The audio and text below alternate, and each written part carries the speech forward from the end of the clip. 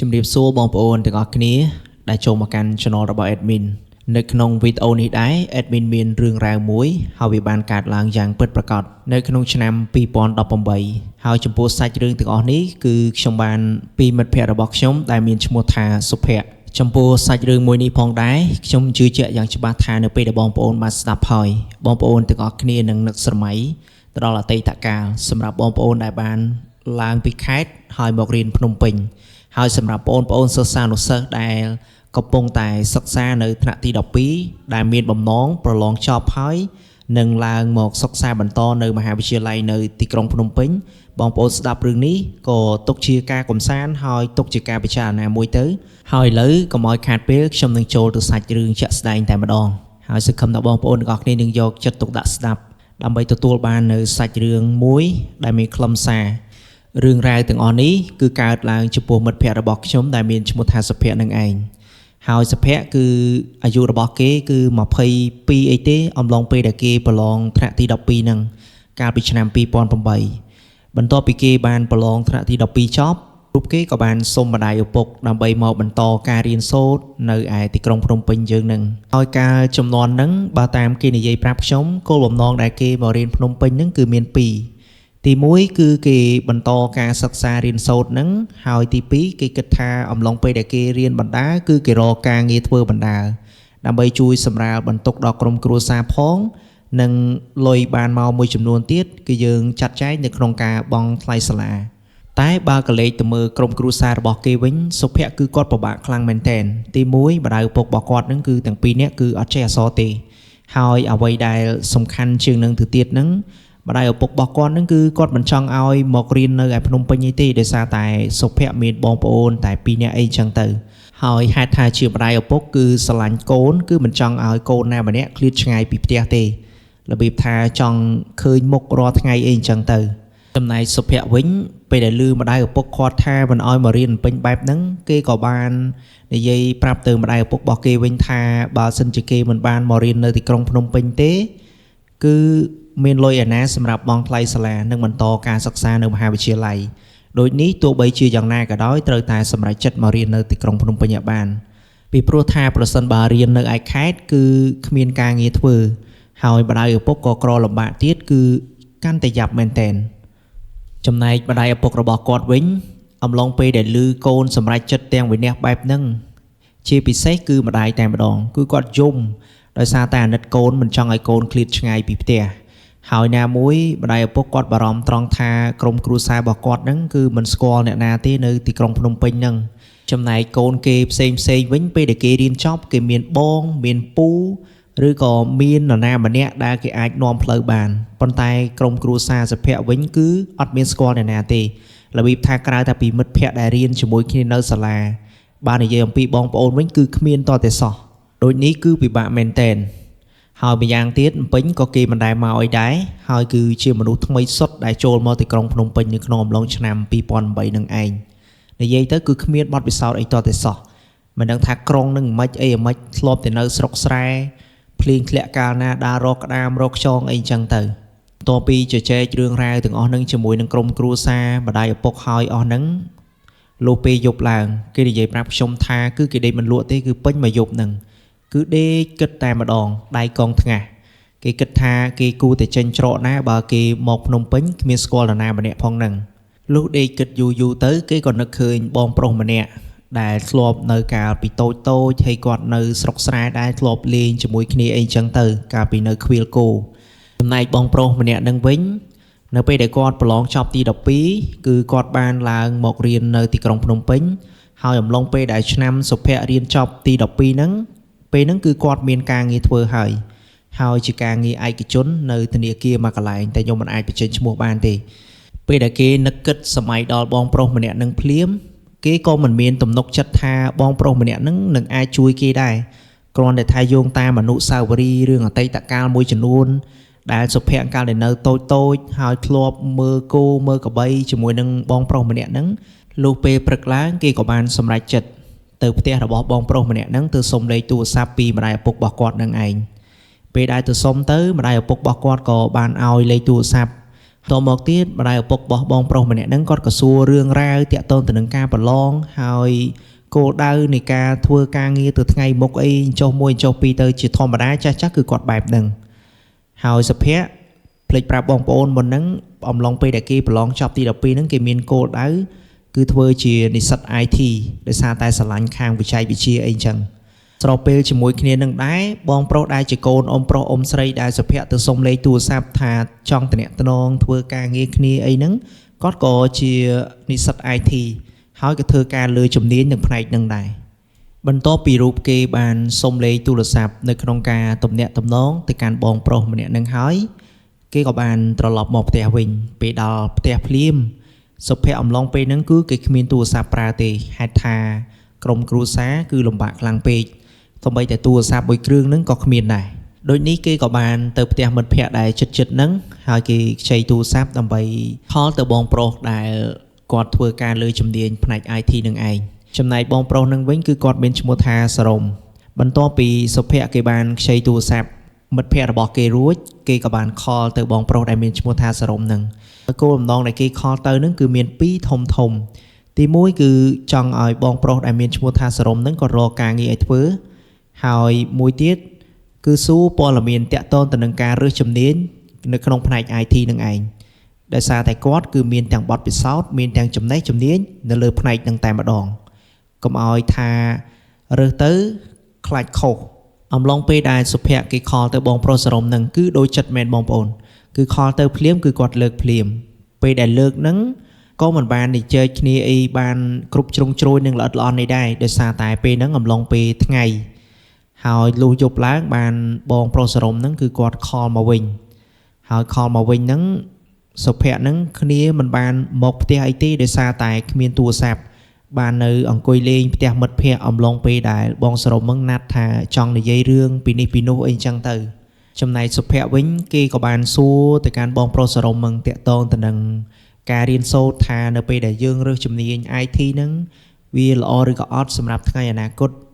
ហើយទីផ្សារការងារវាយ៉ាងម៉េចដែរហើយបងប្រុសសរមវិញគាត់ក៏បានផ្ដល់ជាមតិយោបល់នៅក្នុងការពិចារណានៅ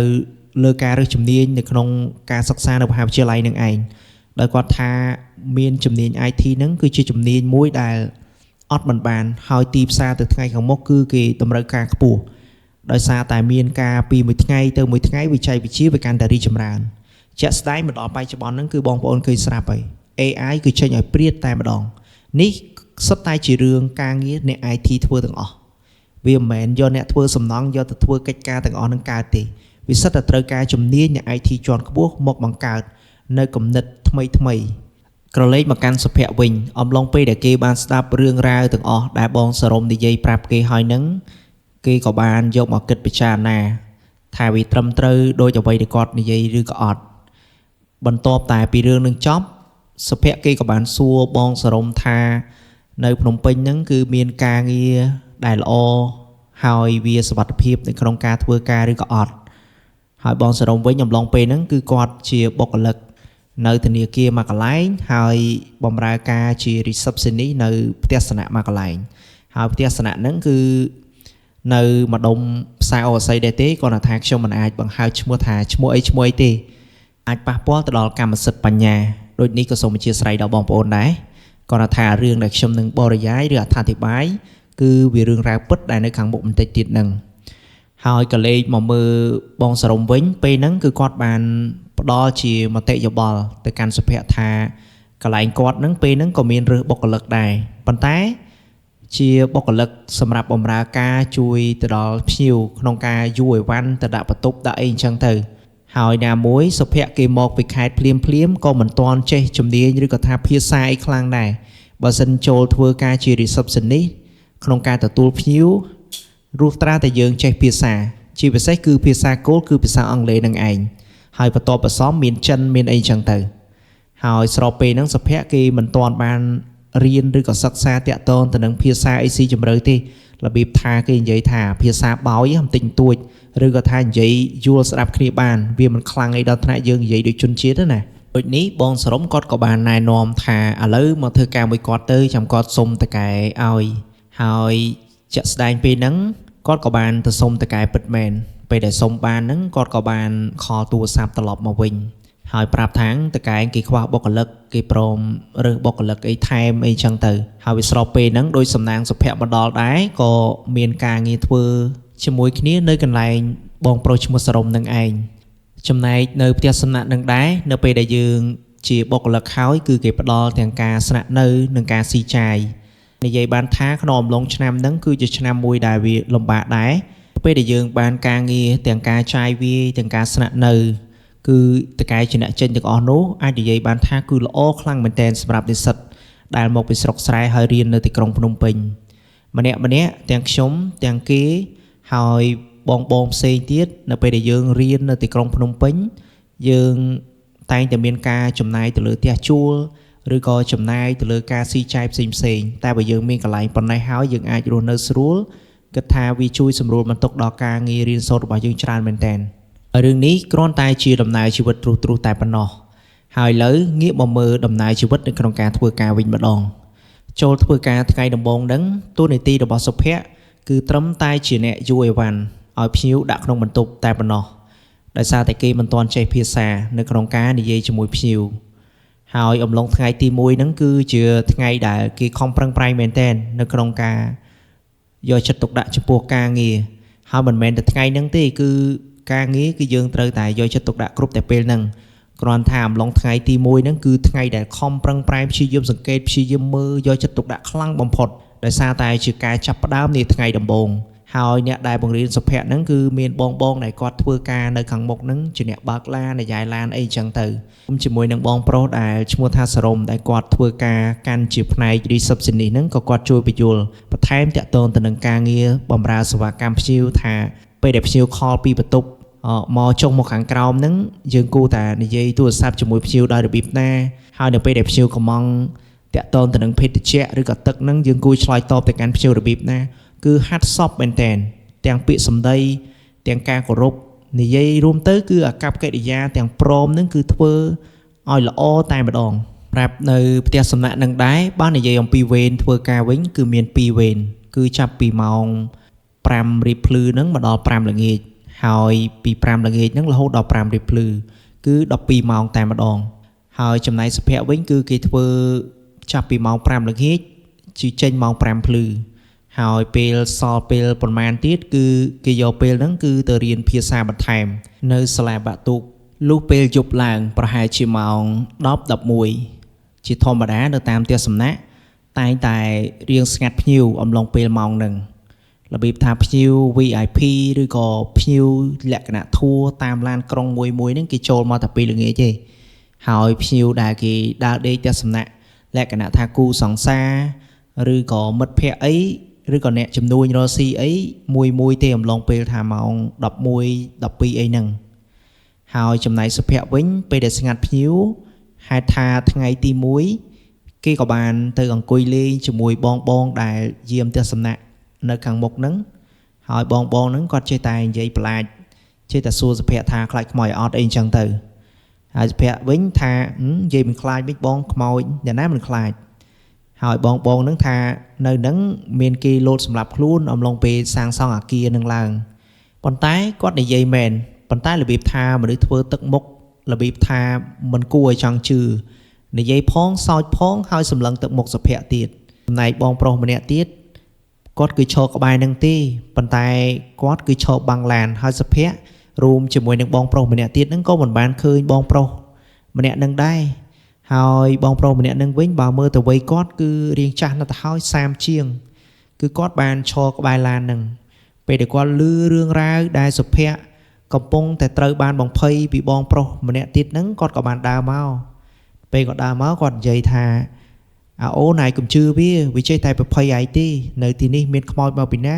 ហើយបើមានមែនភ្ញៀវគេទេមកប្រាប់ពីសັບហើយថាបន្ទប់នេះបន្ទប់នោះមានខ្មោចអីអញ្ចឹង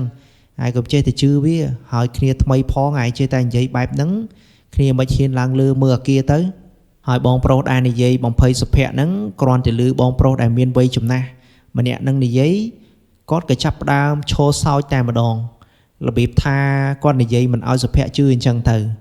ហើយរឿងទាំងអស់នេះសុភ័ក្រវិញក៏មិនដឹងថារឿងពិតឬមិនពិតដែរដោយសារតែយើងមិនសូវជាស្គាល់គេ ហើយក៏មិនសូវហ៊ានសួរអ្នកនេះអ្នកនោះដែរគ្រាន់តែរឿងដែលគាត់និយាយប្រាប់ហ្នឹងទុកនៅក្នុងចិត្តតែប៉ុណ្ណោះស្រាប់តែមួយសន្ទុះក្រោយមកបង receptionist ឈ្មោះថាបងប្រុសសរមហ្នឹងគាត់ក៏បានហៅសុភ័ក្រថាអូនឯងចូលមកក្នុងបន្តិចបងមានរឿងចង់ប្រើមួយពេលដល់មកដល់សុភ័ក្រថាមានការអីមែនបងបើឯងចង់ឲ្យខ្ញុំធ្វើរឿងអីមែនពេលហ្នឹងបងប្រុសសរមថាអូនឯងយកទឹកទៅបន្ទប់308តិចភ្ញៀវគេរកទឹកហើយសុភ័ក្រវិញហេតុថាថ្ងៃដំបូងគ្នាអញញ័របន្តិចហើយរត់ទៅយកទឹកបញ្ញាប់បញ្ញាលសឹងថាគេធ្វើការថ្ងៃដំបូងគឺមិនហ៊ានដើរទេគឺរត់តែម្ដងបើឡើងកម្មចិន្តាវិញគឺសិតផ្លោះកម្មលុះគេធ្វើដំណើរដល់ចិន្តាយន្តសុភ័ក្រស្រាប់តែភ្លេចលេខបន្ទប់ភ្លាមតែម្ដងពេលដែលភ្លេចគេគិតថាមិញហ្នឹងបងប្រុសសរមប្រាប់គេថា308ឬក៏303និយាយទៅគឺសពេចសពិលតែម្ដងហើយជាធម្មតាទេរឿងទាំងអស់នេះនៅពេលដែលយើងចូលធ្វើការថ្ងៃដំបូងគឺវាពិបាកមែនតែនរបៀបថារឿងដំបូងទាំងបងប្អូនទាំងខ្ញុំវាមានការសពេចសពិលច្រើនពេលហ្នឹងគេក៏ឈរនៅខាងមុខចណ្ដាយយន្តហ្នឹងគេឈរគិតថាឥឡូវគូទៅបន្ទប់មួយណាមុនហើយយើងថ្មីមិនសូវដឹងពីរបៀបរបបភ្ញៀវផងខ្លាចភ្ញៀវខឹងអំឡុងពេលដែលគេកំពុងតែដេកយើងទៅគោះទ្វារគេសួរថាបងបានកំងទឹករអត់អំពេលដែលគេកំពុងតែគិតហ្នឹងស្រាប់តែចណ្ដាយន្តវាចុះមកដល់ល្មមហើយគេវិញក៏មិនបានមកសួរបងសរមទៀតដែរដោយសារគិតថាបងសរមគាត់ខំយកមកធ្វើការហើយប្រាប់ច្បាស់ទៀតបែរជាភ្លេចនោះអញ្ចឹងគេក៏មិនបានសួរបញ្ជាក់បងសរមថាបន្ទប់លេខប្រមាណដែរដូចនេះគេក៏បានទៅតាមចិត្តរបស់ខ្លួនឯងដោយគេមិនមែនទៅបន្ទប់308នោះទេគឺទៅ303ណាមួយដោយសារតែពាក្យ308និង303នេះលក្ខណៈថាសំនៀងនិងសូរវាប្រហែលគ្នាដល់ពេលហ្នឹងធ្វើឲ្យច្រឡំច្បល់តែម្ដងទៅពេលដែលចណ្ដាយន្តទៅដល់ជាន់ទី3ភ្លាមគេក៏បានចេញពីចណ្ដាយន្តហើយសំដៅទៅបន្ទប់303តែម្ដងពេលដែលទៅដល់បន្ទប់303ហាក់បីដូចជាស្ងាត់ជ្រងំមិនមានមនុស្សទេហើយភ្លើងនៅក្នុងបន្ទប់ក៏មិនឃើញបើកដែរប៉ុន្តែនៅក្នុងបន្ទប់ទឹកវិញបែរជាលឺដូចទឹកស្រក់អញ្ចឹងលឺតក់ហើយសុភ័ក្រគេគិតថាប្រហែលជាភ្ញៀវបិទភ្លើងសម្រាប់អីចឹងទៅគេក៏បានឈរនិយាយនៅមុខបន្ទប់នឹងថាជំរាបសួរបងមានបានកំងទឹកអត់មិញគឺគេសួរបែបហ្នឹងហើយសួរចុះសួរឡើងក៏មិនឃើញថាមានភ្ញៀវណាចេញមកតបដែរគឺស្ងាត់ឲ្យជ្រងំតែម្ដងឮសូរតែសំឡេងស្រក់ទឹកនៅក្នុងបន្ទប់ទឹកតែប៉ុណ្ណោះលុះគេសួរប្រហែលជារយៈពេល 4-5 នាទីទើបគេដើរចេញពីបន្ទប់303ដើរមកសំដៅរចណ្ដាយន្តវិញពេលហ្នឹងចេញផុតតែបាន 5-6 ម៉ែត្រជិតដល់ចណ្ដាយន្តហ្នឹងស្រាប់តែឮសូរសំឡេងបើកទ្វារក្រែកពេលហ្នឹងគេក៏បានថយមកខាងក្រោយហើយអើតកមើលពេលដែលឃើញអើតកមើលឃើញថាទ្វារបន្ទប់303ហ្នឹងគឺវាចំហពិតមែនហើយបន្ទប់ហ្នឹងចាយដន់អីគឺចេញពីចណ្ដាយន្តទៅវានៅខាងឆ្វេងដៃពេលហ្នឹងគេក៏គិតថាប្រហែលជាភ្ញៀវមកយកទឹកអីអញ្ចឹងទៅពេលដែលគេដើរត្រឡប់ទៅបន្ទប់303ម្ដងទៀតស្រាប់តែដើរជិតដល់ទ្វារហ្នឹងក៏វាទាញបិទវិញពេលហ្នឹងសុភ័ក្រចម្លែកចាប់ផ្ដើមចម្លែកហើយណាមួយនៅខាងក្រោមបងដែលជាសន្តិសុខហ្នឹងគាត់ក៏និយាយប្រាប់ថា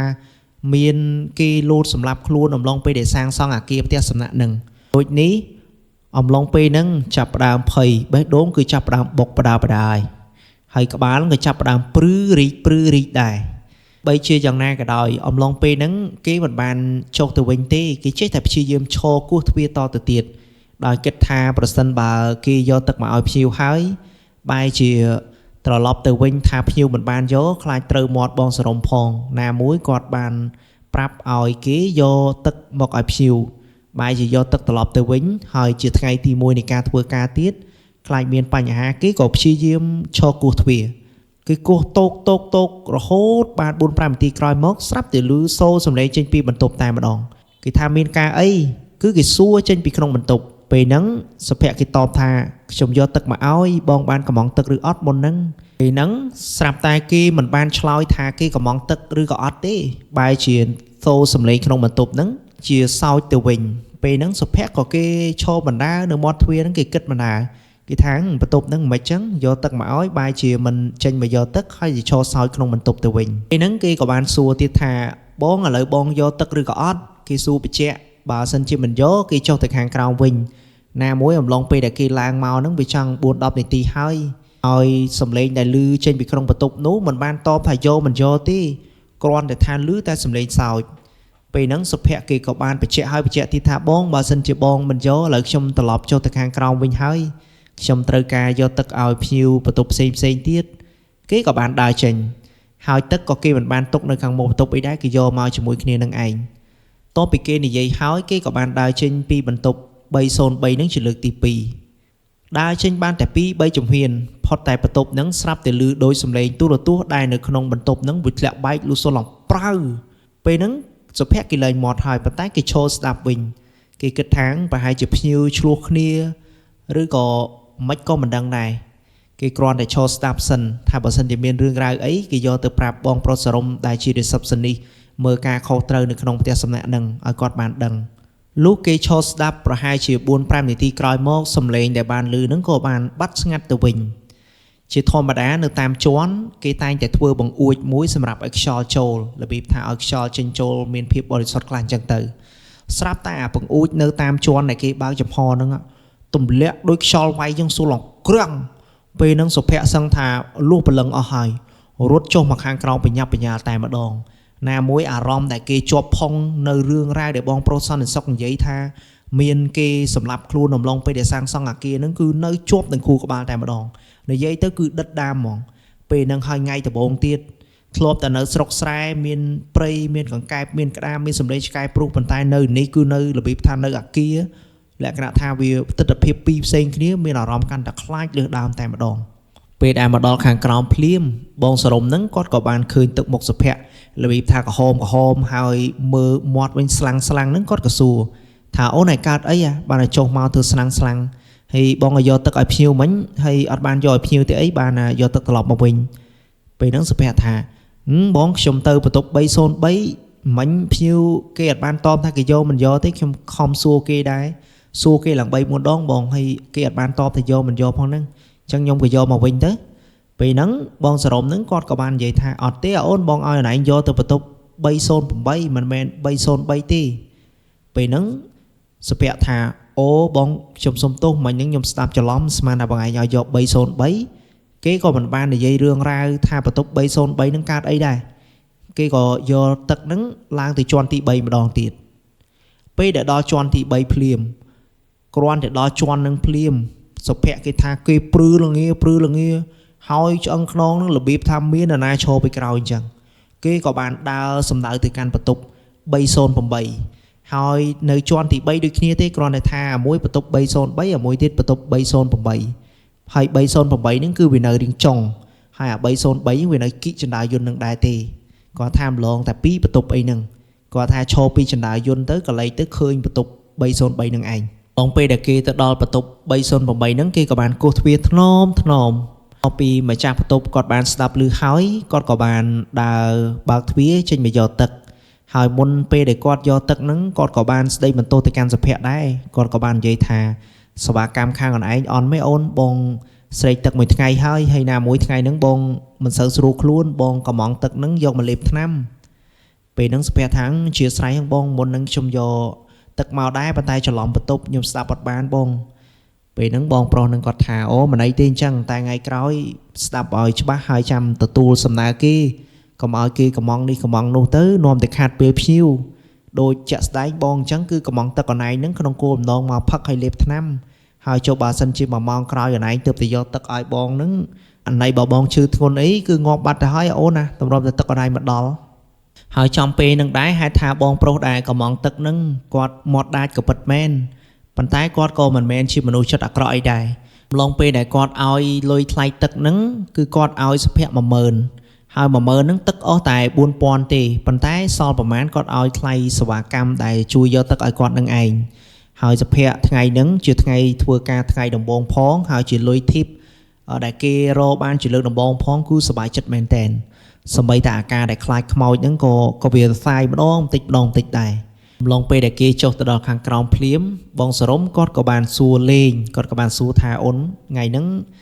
ថ្ងៃដំបូងបានលុយធីបហើយភ្ញៀវចិត្តល្អថ្ងៃក្រោយយើងធ្វើការឲ្យលឿនទៅ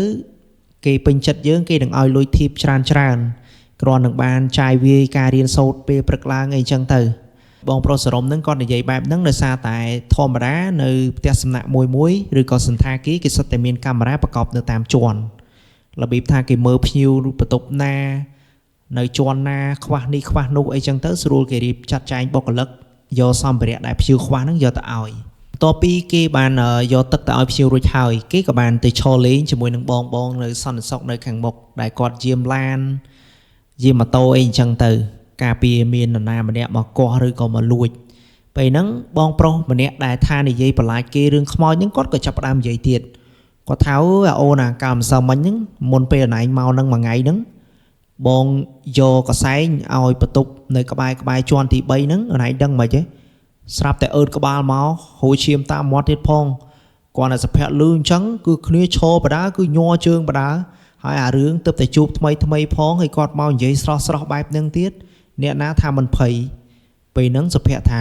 អើយបងឯងកុំនិយាយរឿងអស់ហ្នឹងមើលខ្ញុំខ្លាចទេបងឯងបាច់បន្លាចក៏ខ្ញុំខ្លាចដែរហើយការដែលគេនិយាយបែបហ្នឹងមិនមែនថាមិនខ្លាចទេគ្រាន់តែថានិយាយយ៉ាងណាកុំឲ្យបងហ្នឹងគាត់និយាយលើសហ្នឹងទៀតហើយបើដឹងរឿងរ៉ាវកាន់តែច្រើនមនុស្សគឺភ័យកាន់តែច្រើនបើយល់ល្អមិនដឹងគឺមិនអីទេតែបើដឹងហើយរឿងជួបស្រស់ទៀតអ្នកណាថាមិនភ័យតែពេលហ្នឹងវាចម្លែកអីបងសន្តិសុខនិងសុភ័ក្រនឹងកំពុងតែជជែកគ្នារឿងខ្មោចបងសរមដែលជា receptionist ហ្នឹងគាត់ក៏បានទទួលទូរស័ព្ទដែលភ្ញៀវទេមកម្ដងទៀតបងសរមគាត់ក៏បានហៅសុភ័ក្រនិងបងសន្តិសុខហ្នឹងចូលទៅខាងក្នុងដោយសារតែគាត់ធ្វើជាសន្តិសុខយាមឡានផងគាត់ជាសវិសឬក៏ជាសេវាកម្មនៅក្នុងការរៀបចំបន្ទប់ផងបងសរមគាត់និយាយថាបន្តិចទៀតហ្នឹងភ្ញៀវគេ check out ឬក៏គេចេញម៉ោង12ជាងជិតម៉ោង1ហើយឲ្យឡើងទៅរៀបបន្ទប់នៅឯជាន់ទី3ហ្នឹងបន្ទប់304ហើយបន្ទប់304ហ្នឹងសុភ័ក្រគេគិតភ្លាមថាបន្ទប់ហ្នឹងវានៅក្បែរ303ដែលគេបានឮសំឡេងមុនហ្នឹងមើលទៅម្ដងនេះដូចជាមិនស្រួលទេហើយទៅជាមួយនឹងបងប្រុសម្នាក់ហ្នឹងជាអ្នកដែលបន្លាចខ្មោចគេទៀតដូចនេះគេកាន់តែបារម្ភខ្លាំងមែនតែនហើយអំឡុងពេលហ្នឹងបងសរមគាត់ក៏បាននិយាយបន្ថែមថាអូនសុភ័ក្រឯងតិចទៀតហ្នឹងឯងឡើងទៅជាមួយបងហ្នឹងទៅឲ្យគាត់ជួយបង្រៀនកិច្ចការងារនៅក្នុងការរៀបចំបន្ទប់ពេលដែលភ្ញៀវចេញម្ដងថាអំឡុងពេលភ្ញៀវចេញហ្នឹងគេត្រូវឆែកស្អីខ្លះវត្ថុដែលនៅក្នុងផ្ទះសំណាក់ហ្នឹងមានកៅអីមានតុមានទូមានទូរទស្សន៍មានតេឡេម៉ាស៊ីនត្រជាក់ហើយមានរបស់របរនៅក្នុងបន្ទប់ទឹកអីហ្នឹងត្រូវឆែកមើលថារបស់ណាវានៅល្អរបស់ណាដែលបាក់បែកអំឡុងពេលដែលភ្ញៀវចេញហ្នឹងអញ្ចឹងគេត្រូវតែ check មើលឲ្យសពគ្រប់បែបយ៉ាងទើបគេអនុញ្ញាតឲ្យភ្ញៀវចេញបានបើករណីថាបើភ្ញៀវចេញអ្នកដែលទៅរៀបចំបន្ទប់ជាសវិសហ្នឹងមិនបានឆែកឲ្យបានល្អិតល្អន់ទេហើយពេលដែលចូលទៅឆែកបន្ទប់មានការបាក់បែកវត្ថុណាមួយម្ចាស់ផ្ទះគឺគេឲ្យសងកាត់ជាលក្ខណៈថាប្រាក់ខែអញ្ចឹងទៅដូចនេះម្នាក់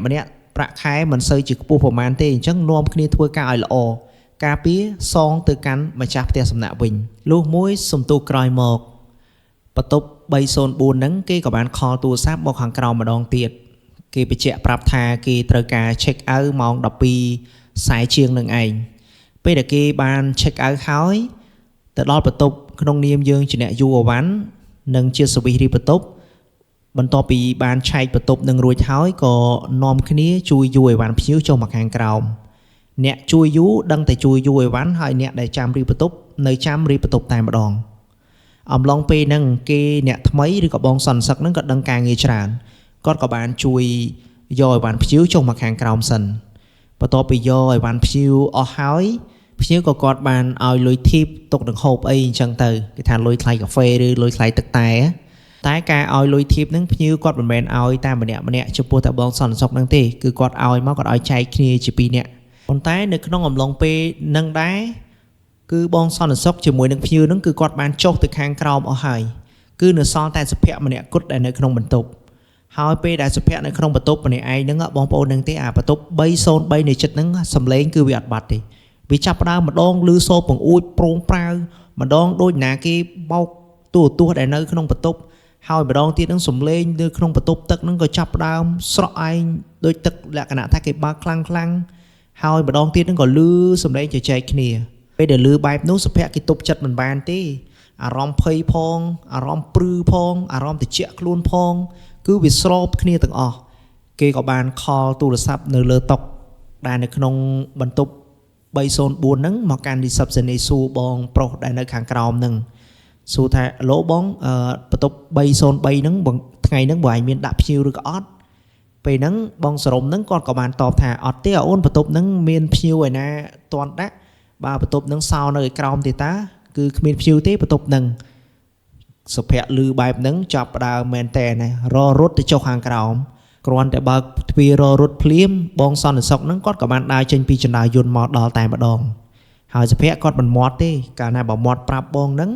ខ្លាចបងហ្នឹងគាត់និយាយរឿងដែលគាត់ធ្លាប់ឃើញពីមុនមកទៀតហ្នឹងប្រាប់កាន់តែខ្លាចលើសដើមហើយ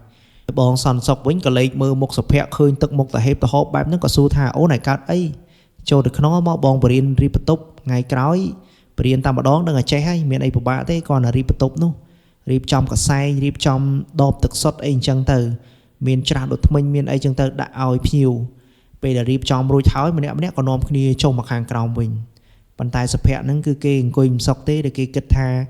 បើគេចេះរៀបបន្ទប់ហើយលើកក្រោយបងសរមហ្នឹងនឹងប្រើគេឡើងលើរៀបហើយ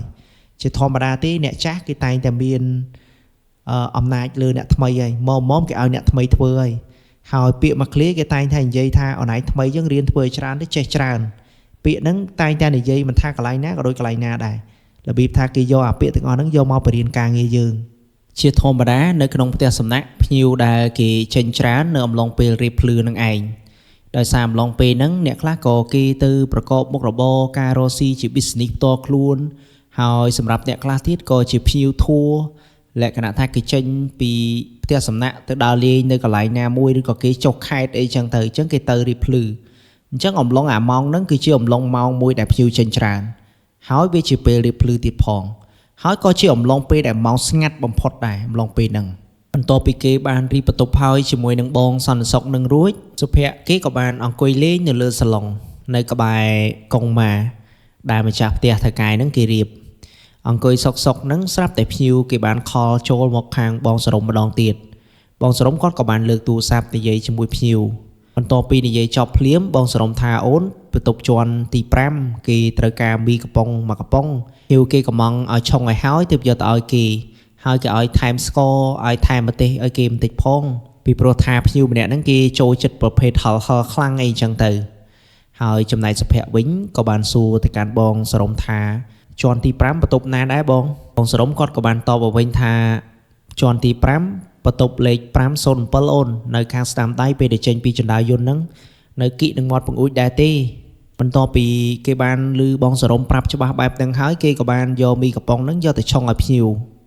បន្ទាប់ពីឆុងរួចហ្នឹងគេក៏បានយកទៅឲ្យភ្ញៀវនៅបន្ទប់ជាន់ទី5ហើយបន្ទប់507ហ្នឹងឯងពេលដែលយកទៅដល់ភ្ញៀវគាត់ក៏បានបើកទ្វារទទួលជាធម្មតាទេហើយមីមួយកំប៉ុងហ្នឹងគឺគេលក់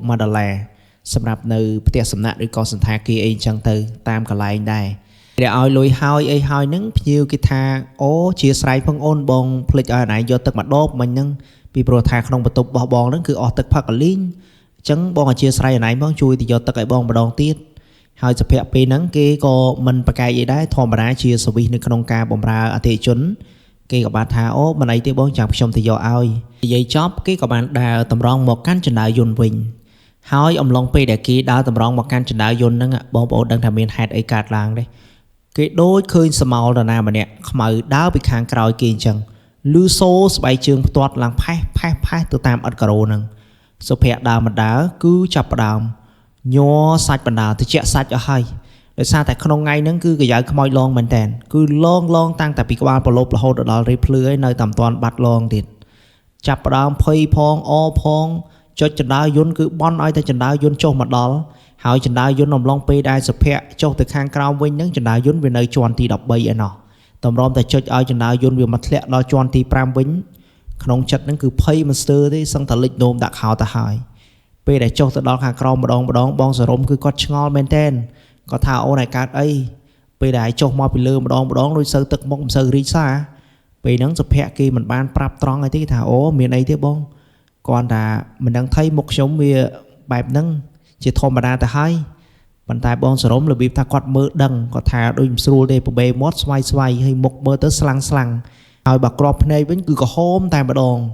របៀបថាមនុស្សដូចស្វឹងស្រាអញ្ចឹងណា អពីនឹងទៀតគេក៏បាននិយាយប្រាប់បងសរមថាបងមិញហ្នឹងភ្ញៀវគេសុំយកទឹកថែមម្ដងទៀតបងដោយសារបន្ទប់គេអស់ទឹកហើយអញ្ចឹងខ្ញុំយកទឹកសុទ្ធយកទៅឲ្យគេម្ដងទៀតហើយម្លងពេលដែលគេដើរទៅយកទឹកសុទ្ធបណ្ដាហ្នឹងគេគិតបណ្ដាដោយគេគិតថាម្ដងនឹងដឹងអញជួបអីទៀតទេបើម្ដងឬគេនិយាយគ្នាម្ដងឃើញគេដើរតាមក្រោយហើយមិនដឹងម្ដងហ្នឹងមិនដឹងថាដឹងជួបអីចម្លែកទៀតទេក្នុងចិត្តហ្នឹងគឺយកទឹកឲ្យគេបណ្ដាហ្នឹងអារម្មណ៍ហ្នឹងគឺមិននៅខ្លួនបណ្ដារបៀបថាមនុស្សភ័យបន្តពីនឹងទៀតគេក៏បានជិះចណ្ដើរយន្តទៅដល់ជាន់ទី5បន្ទាប់ពីចេញចណ្ដើរយន្តហ្នឹងស្រាប់តែនៅខាងឆ្វេងដៃហ្នឹងវាមានអាបន្ទប់ក្បែរហ្នឹងដែរឮសូរមនុស្សប្រកែកគ្នាដូចមនុស្សកំពុងតែឆ្លោះគ្នាបែកបាក់រឿងស្រែហាអញ្ចឹងអារឿងផុតក្បត់ហ្នឹងឮប្រកែកគ្នាងងងាងពេញហ្នឹងទៅហើយសុភ័ក្រហ្នឹងគេក៏មិនសូវខ្វល់ដែររឿងទាំងអស់ហ្នឹងដោយសារណាមួយគេមិនចង់ដឹងមិនចង់ឮហើយគេក៏ចេះតែព្យាយាមយកទឹកទៅឲ្យបងស្រីម្នាក់ដែរនៅបន្ទប់507នឹងឯងពេលដែលទៅដល់បងគាត់គិតលុយសរុបទាំងលុយថ្លៃមីនិងថ្លៃទឹកហ្នឹងសរុបទាំងអស់មីមកកំប៉ុង 4000 ហើយបូករួមទាំងទឹកថែម 2500 ទៀតគឺវាអស់ 6500 ប៉ុន្តែបងស្រីហ្នឹងគាត់ឲ្យរហូតដល់$3ណោះដល់ប្រហែលទៀតគឺជាលុយធីបដែលថ្លៃសុភ័ក្រឆុងមីឲ្យគាត់អីចឹងទៅនៅក្នុងយប់នឹងដែរបើសរុបទ្រុសសុភ័ក្រគេរលុយប្រហែលជាបាន 4-5 រៀលដែរដែលជាលុយធីបដែលភ្ញៀវឲ្យថ្លៃសវិសគេនឹងឯងហេតុថាបានលុយក៏ពិតមែនប៉ុន្តែក្នុងចិត្តសុភ័ក្រដូចជាមិនចង់ធ្វើការតទៀតទេពេលដែលចុះទៅដល់ខាងក្រោមភ្លាមគាត់ក៏យកលុយថ្លៃមីនិងថ្លៃទឹកហ្នឹងទៅឲ្យបងសរមហើយសល់ប្រហែលទៀតហ្នឹងបងសរមគាត់អាប់ឲ្យដែលជាលុយធីបដែលភ្ញៀវឲ្យសុភ័ក្រនឹងឯងបន្ទាប់ពីបានលុយនឹងហើយគេក៏មកអង្គុយលើសាឡុង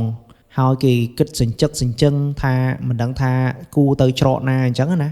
បើត្រឡប់ទៅផ្ទះវិញមិនដឹងបានអីធ្វើហើយបើនៅបន្តធ្វើការទេខ្មោចលងអញ្ចឹងវាពិបាកមែនតើម្លងពេលហ្នឹងអាផ្លូវចិត្តហ្នឹងគឺវាយប្រហារទាំងព្រមមិនដឹងថាគូចេញច្រកណាណាហើយងាកមកមើលក្រុមគ្រួសារវិញក៏ពិបាកពេលដែលឃើញបែបនោះបងសរមហេតុថាគាត់ជាមនុស្សម្នាក់ដែលធ្លាប់ឆ្លងកាត់នៅរឿងរ៉ាវលំបាកជាច្រើនគាត់មើលដឹងពេលដែលឃើញសុភ័ក្រអង្គុយលើសាឡុងហ្នឹងគាត់ក៏បានចេញពីកន្លែងតុ receptionist របស់គាត់ហ្នឹងមកអង្គុយលេងហើយគាត់ក៏បានយកដៃស្ដាំរបស់គាត់ហ្នឹងគាត់គិកសុភ័ក្រហើយគាត់និយាយលេងគាត់ថាអូនបងខំនាំអនឯងមកអនឯងត្រូវតែប្រឹងធ្វើការតម្រាំតាបងសុំតកែអនឯងធ្វើការបានហ្នឹងបងយកកិត្តិយសមុខមាត់បងទាំងស្រុងយកទៅធានាអនឯងតែអនឯងមកដបងហ្នឹងគឺបងបានទៅសុំតកែហើយតកែស្រីហ្នឹងគាត់សួរបងថាអនឯងហ្នឹងក្មេងនៅស្រុកភូមិហ្នឹងអតចរិតយ៉ាងម៉េចដែរជាមនុស្សស្លូតបូតជាមនុស្សទៀងត្រង់ឬក៏អត់ហើយបងនិយាយប្រាប់អនឯងត្រង់នៅទីនេះគេត្រូវការមនុស្សស្មោះត្រង់និងស៊ូជាមួយការងារបន្ទាប់ពីគាត់និយាយបែបនោះរួចគាត់ក៏បានសួរមកកាន់សុភ័ក្រម្ដងទៀតថាហើយឃើញអនឯងតាំងពីល្ងាចយកទឹកទៅឲ្យភ្ញៀវត្រឡប់មកវិញយកអនឯងមិនសូវសប្បាយចិត្តសោះតាំងពីមកពីជាន់ទី3វិញអនឯងមានរឿងអីជាមួយភ្ញៀវឬក៏មិនដែរឬក៏ត្រូវភ្ញៀវថាឲ្យហើយអន់ចិត្តអនឯងនិយាយប្រាប់បងឲ្យត្រង់មកពីព្រោះថារឿងទាំងអស់នេះបងធ្លាប់ឆ្លងកាត់មុនអនឯងបងនៅទីនេះចូល 2-3 ឆ្នាំហើយបើមានរឿងអីនិយាយប្រាប់បងមកបងជួយដោះស្រាយឲ្យនិងផ្ដល់គំនិតខ្លះអនឯងក្នុងការគិតពិចារណាឡើងវិញហើយបើអនឯងនៅតែអញ្ចឹងទៀតគឺពិបាកហើយអូនណាមួយគ្រួសារយើងខ្វះខាតបើយើងមិនស៊ូទ្រាំនឹងការងារបន្តិចបន្តួចហ្នឹងតើទៅថ្ងៃអនាគតយើងពឹងអីបើកូនគេអ្នកមានអញ្ចឹងទៅគេមករៀនគេមានលុយស្រាប់គេមានកន្លែងក្លុកនៅស្រួលបួលម៉ែឪគេថាគេធូរធារអញ្ចឹងវាស្រួលហើយប៉ុន្តែយើងអ្នកលំបាកលុះត្រាតែយើងស៊ូនឹងការងារបន្តិចទើបយើងថ្ងៃមុខយើងមានអនាគតគឺគាត់និយាយរបៀបដាស់តឿនហើយសុភ័ក្រវិញពេលដែលស្ដាប់សម្ដីបងសរមនិយាយរួចសុភ័ក្រថាខ្ញុំមិនចង់លាក់បងទេបងខ្ញុំនិយាយត្រង់កាលដែលខ្ញុំឡើងទៅជាន់ទី3ហ្នឹងបន្ទប់303ហ្នឹងគឺខ្មោចលងខ្ញុំបងគឺម្ដងលឺទឹកស្រក់ម្ដងលឺសំឡេងនិយាយគ្នាម្ដងលឺបើកបង្អួចហើយពេលដែលខ្ញុំគោះទ្វារគេមិនបើកបែបហ្នឹងពេលដែលខ្ញុំត្រឡប់មកចណ្ដើរយន្តវិញបើឯងដឹងមិនទេទ្វារហ្នឹងគឺវាបើកខ្លួនឯងហ្មងហើយមុនហ្នឹងពេលដែលខ្ញុំឡើងទៅរីបន្ទប់នៅក្បែរហ្នឹងខ្ញុំទេសួរមកឯងបន្ទប់303ហ្នឹងគឺបើឯងមានតន់ដាក់ភ្ញៀវទេគាត់ថាបងសរមលឺបែបហ្នឹងគាត់ថាអូនឯងចុះមិនប្រាប់បងពីដំបូងមកបងដឹងថាបន្ទប់ហ្នឹងកាលមុនមានអ្នកស្លាប់អីអញ្ចឹងទៅខ្យល់កនៅហ្នឹងហើយអាគារដែលគេធ្វើរាល់ថ្ងៃហ្នឹងគឺគាត់និយាយប្រាប់ត្រង់ថាអំឡុងពេលសាងសង់គឺមានមនុស្សប្រុសលោតសម្រាប់ខ្លួនដែលជាជាងឆ្លោះគ្នា ហើយចំពោះសាច់រឿងនេះដែរគឺយើងនៅមានភាគ2ជាបន្តទៀតបងប្អូនទាំងអស់គ្នាហើយកុំភ្លេចតាមដានហើយចំពោះវីដេអូនេះដែរក៏ជាវីដេអូទី1ខុសឆ្គងដោយកន្លែងណាមួយក៏សូមបងប្អូនខន្តីអភ័យទោសនឹងខមមិនខាងក្រោមវីដេអូហើយបើបងប្អូនមានរឿងរ៉ាវដែលចង់ចែកម្លែកទេបងប្អូនអាចចុចតាម link Telegram ដែល admin ដាក់ខាងក្រោមបានហើយបងប្អូនអាចនិយាយរឿងទាំងអស់នេះប្រាប់បាន admin នឹងយករឿងរបស់បងប្អូនយកមកនិទានចែកចម្លែកដល់បងប្អូនដទៃទៀតដើម្បីទុកជាគតិឬក៏ក្នុងការស្ដាប់កំសាន្តនៅពេលយប់សម្រាប់រឿងរ៉ាវនៅភាគ2កាន់តែសាហាវនឹងព្រឺព្រួយជាងនេះទៅទៀតដោយយើងនិយាយអំពីដំណើរជីវិតរបស់សុភ័ក្រនៅក្នុងការដែលចេញទៅនៅផ្ទះជួលវិញម្ដងថាមានរឿងអីហើយសុភ័ក្រនេះខ្ញុំអាចបង្ហើបបានថាកាយខ្មោចលងតែម្ដងទៅណាក៏ឃើញខ្មោចលងដែរហើយអរគុណច្រើនបងប្អូនប្រៀបៗប៉ុណ្ណឹងជួបគ្នាភាគក្រោយ